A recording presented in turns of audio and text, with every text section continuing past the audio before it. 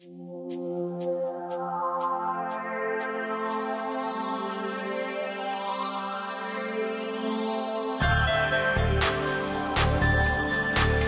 tout le monde. Donc notre thème du mois, c'est effectivement l'intelligence des émotions face à la peur.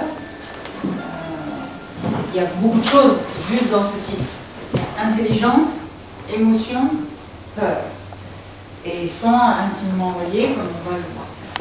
L'objectif de cette activité n'est pas de dire il ne faut pas avoir peur.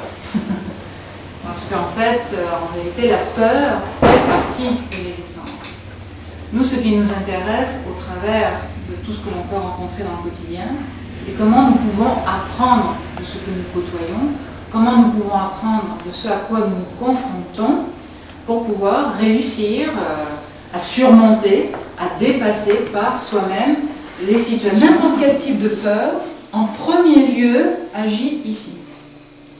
Donc elle crée un impact. En créant cet impact,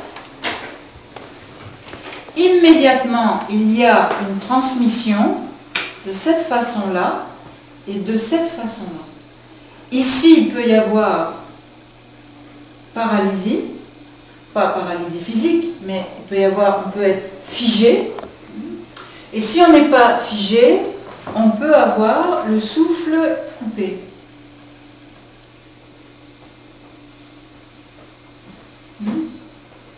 Et là, il y a déconnexion mentale.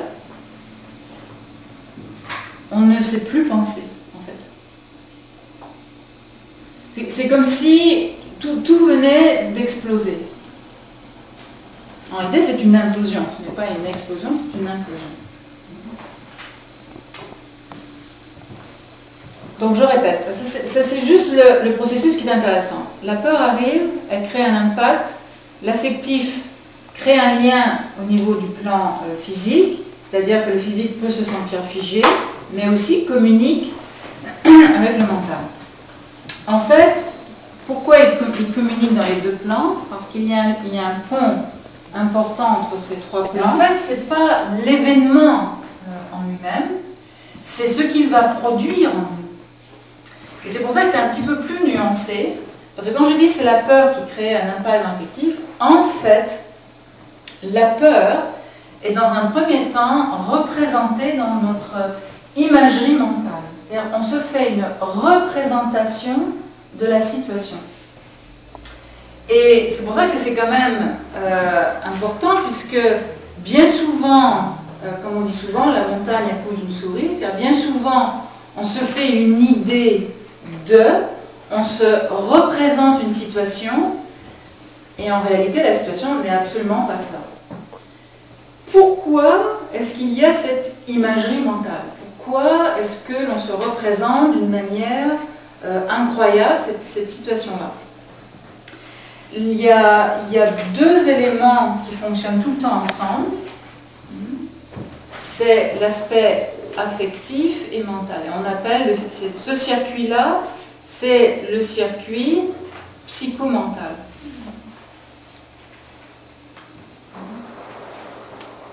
Est-ce qu'on pourrait dire qu'il y a un circuit psychophysique? Oui, bien sûr. Je pourrais aussi dessiner comme ça. Et on appelle, c'est même pas psychophysique, mais vous connaissez le terme, c'est psychosomatique. Vous avez dû entendre parler de ce terme-là. Parce que soma, en termes grecs, c'est le corps.